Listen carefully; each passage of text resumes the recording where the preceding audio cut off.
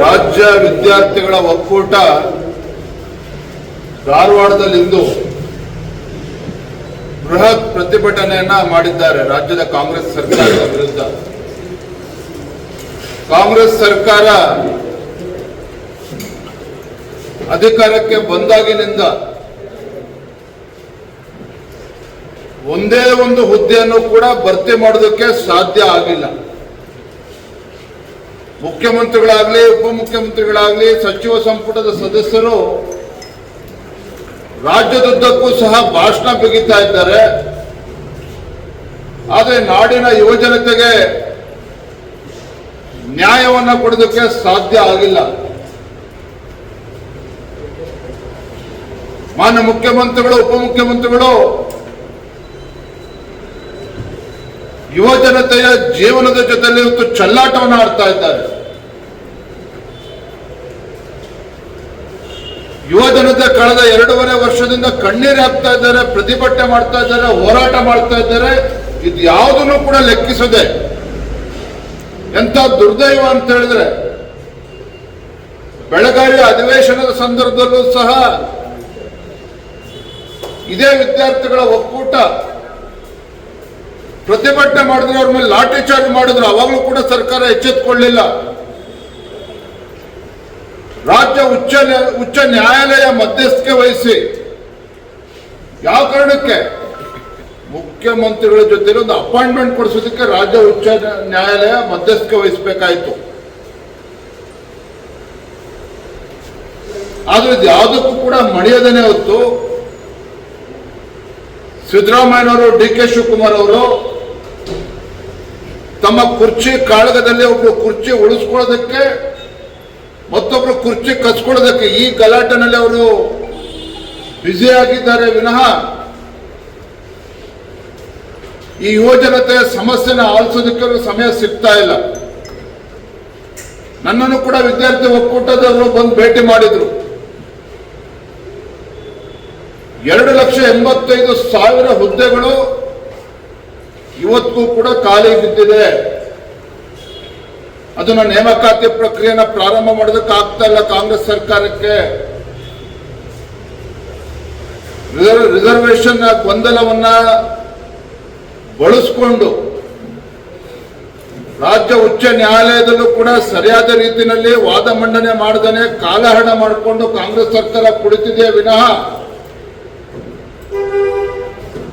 ಯುವಜನತೆಯ ಬದುಕನ್ನು ಕಟ್ಟಿಕೊಡುವಂತ ನಿಟ್ಟಿನಲ್ಲಿ ಖಾಲಿ ಹುದ್ದೆಗಳ ಭರ್ತಿಯನ್ನ, ನೇಮಕಾತಿಯನ್ನ ಮಾಡೋದಕ್ಕೆ ಯಾವುದೇ ಒಂದು ಇಚ್ಛಾಶಕ್ತಿ ಕಾಂಗ್ರೆಸ್ ಸರ್ಕಾರಕ್ಕೆ ಕಾಣ್ತಾ ಇಲ್ಲ. ಇವೆಲ್ಲ ಕಾರಣಕ್ಕಾಗಿನೇ ರಾಜ್ಯ ವಿದ್ಯಾರ್ಥಿಗಳ ಒಕ್ಕೂಟ ಬೆಂಗಳೂರಲ್ಲೂ ಕೂಡ ಪ್ರತಿಭಟನೆ ಮಾಡಿದ್ರು. ಹಿಂದೆ ಕಲಬುರಗಿನಲ್ಲೂ ಕೂಡ ಪ್ರತಿಭಟನೆ ಮಾಡಿದ್ರು, ಧಾರವಾಡದಲ್ಲೂ ಕೂಡ ಪ್ರತಿಭಟನೆ ಮಾಡಿದ್ರು. ಈಗ ಇವತ್ತು ಮತ್ತೊಮ್ಮೆ ಮಾಡ್ತಾ ಇದ್ದಾರೆ. ಅದೇ ಬಂಡತನದ ಪ್ರದರ್ಶನ ಇವತ್ತು ರಾಜ್ಯದ ಮುಖ್ಯಮಂತ್ರಿಗಳು, ಉಪಮುಖ್ಯಮಂತ್ರಿಗಳು ಮಾಡ್ತಾ ಇದ್ದಾರೆ.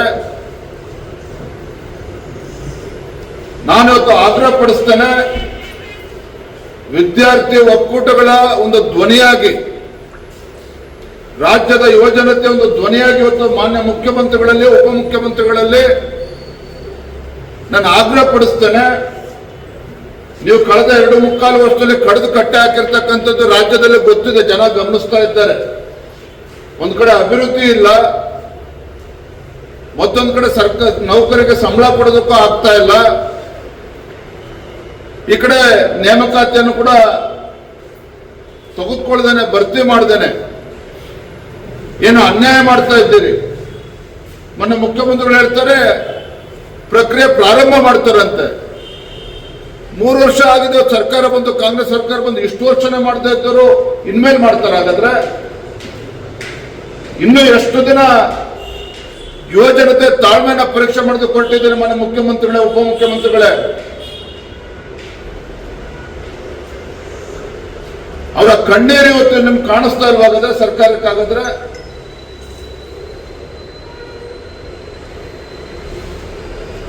2.5 ಲಕ್ಷ ಹುದ್ದೆಗಳು ಖಾಲಿ ಹಾಗೆ ಬಿದ್ದಿದ್ದಾವೆ. ನೇಮಕಾತಿ ಪ್ರಕ್ರಿಯೆನ ತತ್ಕ್ಷಣ ಪ್ರಾರಂಭ ಮಾಡಬೇಕು. ಜೊತೆಲ್ಲ KPSC ವ್ಯವಸ್ಥೆನೂ ಕೂಡ ಸುಧಾರಣೆ ಮಾಡಬೇಕು. ಇನ್ನು ನಿಮ್ಮ ಸರ್ಕಾರದಾಗ ಏನ್ ಮಾಡಿದರೆ ಇವೆಲ್ಲ ಮಾತುಗಳನ್ನ ಬದಿಗಿಟ್ಟು ಆ ಯುವಜನತೆಗೆ ನ್ಯಾಯ ಕೊಡುವಂತ ಕೆಲಸ ಮಾಡಬೇಕು ಅಂತೇಳಿ ನಾನು ಈ ಸರ್ಕಾರಕ್ಕೆ ಆಗ್ರಹ ಪಡಿಸ್ತೇನೆ. ಇದಕ್ಕೆ ಪೂರಕವಾಗಿನೇ ಸರ್, ವೈದ್ಯಾಧಿಕಾರಿಗಳ ಸಂಘ ಹೇಳ್ತಾ ಇರೋ ಪ್ರಕಾರ ಬಿಜೆಪಿ ಅವಧಿಯಲ್ಲಿ 1000 ಜನಕ್ಕೆ ನೇಮಕಾತಿ ಆದೇಶ ಪ್ರತಿ ಈಗ ಮೊನ್ನೆ CM ಅಲರ್ಟ್ ಮಾಡಿದ್ದಾರೆ. ಬಿಜೆಪಿ ಅವಧಿಯಲ್ಲಿ ಆಗಿರುವಂತಹ ನೇಮಕಾತಿಯನ್ನ ನಿನ್ನೆ ಅಲರ್ಟ್ ಮಾಡಿದ್ದಾರೆ ಮೊನ್ನೆ. ಇದು ವೈದ್ಯಾಧಿಕಾರಿಗಳ ಆಕ್ರೋಶಕ್ಕೆ ಕಾರಣ ಆಗಿದೆ. ಅವರು ಕೂಡ ಮಾರ್ಚ್ 11ರಿಂದ ಮುಷ್ಕರ ಆರಂಭ ಮಾಡ್ತಾರೆ. ಇತ್ತೀಚೆಗೆ ಮುಖ್ಯಮಂತ್ರಿಗಳು ನೋಡಿದ್ರಿ, ಹುಬ್ಳಿನಲ್ಲಿ ಬಡವರಿಗೆ ಮನೆ ಕೊಡ್ತಾ ಇದ್ದೇವೆ ಅಂತೇಳಿ ಬಹಳ ಸಾವಿರಾರು ಜನ ಸೇರಿಸಿ ದೊಡ್ಡ ಸಭೆ ಮಾಡಿ ಸಮಾರಂಭ ಮಾಡಿ ಅವ್ರ ಬೆನ್ನು ಅವ್ರು ತಟ್ಕೊಂಡು ಇವತ್ತು ಮುಖ್ಯಮಂತ್ರಿಗಳು ಬಂದಿರತಕ್ಕಂಥ ತಾವು ನೋಡಿದಿರಿ. ಧಾರವಾಡದಲ್ಲಿ ಸಭೆ, ಹುಬ್ಳಿನಲ್ಲಿ ಸಭೆ ಮಾಡಿದ್ರು. ಆ ಬಡವರಿಗೆ ಮನೆ ಕೊಟ್ಟಿದ್ದು ಕೂಡ ಅದು ಹಿಂದಿನ ಬಿಜೆಪಿ ಸರ್ಕಾರ ಇದ್ದಾಗ ಅಲ್ಲಿ ಕಾರ್ಪೊರೇಷನ್ ಅಲ್ಲಿ ರೆಸಲ್ಯೂಷನ್ ಪಾಸ್ ಮಾಡಿ ಕೇಂದ್ರ ಸರ್ಕಾರದ ಸಹಯೋಗದೊಂದಿಗೆ ಆಗಿರುವಂಥದ್ದು. ಇವ್ರು ಬಂದು ಕಡಿದು ಕಟ್ಟಾಕಿರ್ತಕ್ಕಂಥದ್ದು ಏನೂ ಅಲ್ಲ. ಹಾಗಾಗಿ ಈ ಸರ್ಕಾರ ಕೇವಲ ಕಾಲಹರಣ ಮಾಡಿಕೊಂಡು ಹಿಂದಿನ ಬಿಜೆಪಿ ಸರ್ಕಾರದ ಆ ಸಂದರ್ಭದಲ್ಲಿ ಏನೇನೋ ಆಗಿತ್ತು ಅದನ್ನು ನಾವು ಮಾಡಿದ್ದೇವೆ ಅಂತೇಳಿ ಬಿಂಬಿಸ್ಕೊಳ್ತಕ್ಕಂಥ ಪ್ರಯತ್ನ ಮಾಡ್ತಾ ಇದ್ದಾರೆ ವಿನಃ ಏನು ಕೂಡ ಮಾಡಿಲ್ಲ ಕಳೆದ 2.25 ವರ್ಷದಲ್ಲಿ. ಹಾಗಾಗಿ ನಾನು ಮತ್ತೊಮ್ಮೆ ಆಗ್ರಹ ಪಡಿಸ್ತೇನೆ, ಮಾನ್ಯ ಮುಖ್ಯಮಂತ್ರಿಗಳು, ಉಪಮುಖ್ಯಮಂತ್ರಿಗಳು ಆ ಯುವ ಜನತೆಯ ಭಾವನೆಗಳನ್ನು ಅರ್ಥ ಮಾಡ್ಕೋಬೇಕು. ಎಷ್ಟೋ ಜನ ಪಾಪ ವಯೋಮಿತಿ ಅದು ಕೂಡ ಕಳೆದು ಹೋಗ್ತಾ ಇದೆ ಪಾಪ ಅವ್ರಿಗೆ, ಏಜ್ ಲಿಮಿಟ್. ಹಾಗಾಗಿ ಹುಡುಗಾಟಿಕೆ ಮಾಡದೇನೆ ಇದ್ರ ಬಗ್ಗೆ ಗಮನವನ್ನು ಹರಿಸಬೇಕು. ತತ್ಕ್ಷಣ ರಾಜ್ಯ ಸರ್ಕಾರ ಕ್ರಮವನ್ನು ಕೈಗೊಳ್ಳಬೇಕು. ಶಿವಮೊಗ್ಗ ವಿದ್ಯಾರ್ಥಿ ಕೊಲೆ ಸರ್ ಆಗ್ತಾ ಇಲ್ಲ. ಈಗ ಹೊಸದಾಗಿ ಇವ್ರನ್ನ ರಿಕ್ರೂಟ್ಮೆಂಟ್ ಮಾಡಿಕೊಂಡ್ರೆ ಎಲ್ಲಿಂದ ಸ್ಯಾಲರಿ ಕೊಡ್ತಾರೆ? ಯಾಕಂದ್ರೆ ಬಹುತೇಕ ಇಲಾಖೆಗಳಲ್ಲಿ ಸ್ಯಾಲರಿ ಕೊಡ್ತಾ ಇಲ್ಲ. ರಾಜ್ಯ ಸರ್ಕಾರ ಒಬ್ಬ ಅನುಭವಿ ಮುಖ್ಯಮಂತ್ರಿಗಳು ಇದ್ದಾರೆ. ಇವತ್ತು ಒಬ್ಬ ಅನುಭವಿ ಮುಖ್ಯಮಂತ್ರಿಗಳು ನಮ್ಮ ರಾಜ್ಯದಲ್ಲಿದ್ದಾಗ ಸರ್ಕಾರದ ಮುಂದೆ ಆದ್ಯತೆ ಏನು ಅನ್ನೋದನ್ನು ಅವರು ಕೂಡ ಸ್ಪಷ್ಟಪಡಿಸ್ಬೇಕು. ಅವ್ರ ಆದ್ಯತೆ ಏನು ಅಂತೇಳಿ ತಿಳಿಸ್ಬೇಕು. ಇವತ್ತು ಸರ್ಕಾರಿ ಒಂದು ಹುದ್ದೆಗಳು ಹಾಗೆ ಕಾಲಿಡ್ಕೊಂಡು ಒಂದು ಸರ್ಕಾರ ನಡೆಸಕ್ಕೆ ಸಾಧ್ಯನಾಗಾದ್ರೆ ಎಲ್ಲೋ ಒಂದ್ ಕಡೆ ಸರ್ಕಾರದ ಇಚ್ಛಾಶಕ್ತಿಯ ಕೊರತೆ ಇವತ್ತು ಎದ್ದು ಕಾಣ್ತಾ ಇದೆ. ಮತ್ತೊಂದು ಕಡೆ ಶಿವಮೊಗ್ಗದಲ್ಲಿ ನಡೆದಿರ್ತಕ್ಕಂಥ ಘಟನೆ, 10ನೇ ತರಗತಿ ಓದ್ತಾ ಇರ್ತಕ್ಕಂಥ ಒಬ್ಬ ಬಾಲಕನ ಬರ್ಬರ ಹತ್ಯೆ, ಭಾರತೀಯ ಜನತಾ ಪಾರ್ಟಿ ಅದನ್ನು ಖಂಡನೆ ಮಾಡ್ತೇವೆ. ಮೊನ್ನೆ ಬಾಗಲಕೋಟೆಯಲ್ಲಿ ನಡೆದಿರ್ತಕ್ಕಂಥ ಘಟನೆ ಇರ್ಬೋದು, ಶಿವಾಜಿ ಜಯಂತಿಯ ಸಂದರ್ಭದಲ್ಲಿ ಕಲ್ಲುಗಳನ್ನ ತೂರಿ ಅಲ್ಲಿ ದೇಶದಗಳು ಯಾವ ರೀತಿ ನಡ್ಕೊಂಡಿದ್ದಾರೆ ನಮಗೆ ಗೊತ್ತಿದೆ. ಶಿವಮೊಗ್ಗದಲ್ಲಿ ಇವತ್ತು ಪದೇ ಪದೇ ರೀತಿ ಘಟನೆ ನಡೀತಾ ಇದೆ. ದಕ್ಷಿಣ ಕನ್ನಡದಲ್ಲಾಯ್ತು, ಯಲ್ಲಾಪುರದಲ್ಲಾಯ್ತು, ಕೆಲವು ಕಡೆ ಹಿಂದೂಗಳ ಕಾರ್ಯಕರ್ತರ ಹತ್ಯೆ ಆಗಿದೆ.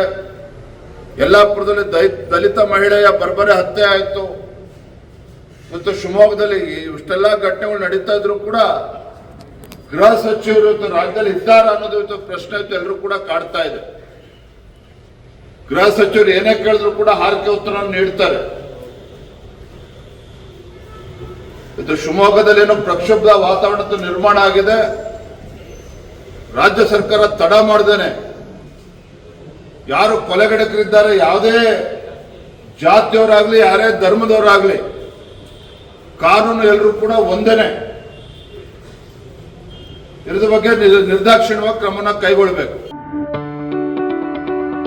ಯಾವುದೇ ಸುದ್ದಿಯ ಅಪ್ಡೇಟ್ ಅನ್ನ ಮಿಸ್ ಮಾಡ್ಕೊಳ್ಬಾರ್ದು ಅಂದ್ರೆ ಈಗ್ಲೇ ಒನ್ ಇಂಡಿಯಾವನ್ನ ಸಬ್ಸ್ಕ್ರೈಬ್ ಮಾಡಿ. ನಿಮಗೆ ಬೇಕಾದ ಭಾಷೆಯಲ್ಲಿ ಎಲ್ಲಾ ಸುದ್ದಿ ತಿಳಿಬೇಕು ಅಂದ್ರೆ ಒನ್ ಇಂಡಿಯಾ ಆಪ್ ಅನ್ನ ಡೌನ್ಲೋಡ್ ಮಾಡ್ಕೊಳ್ಳಿ.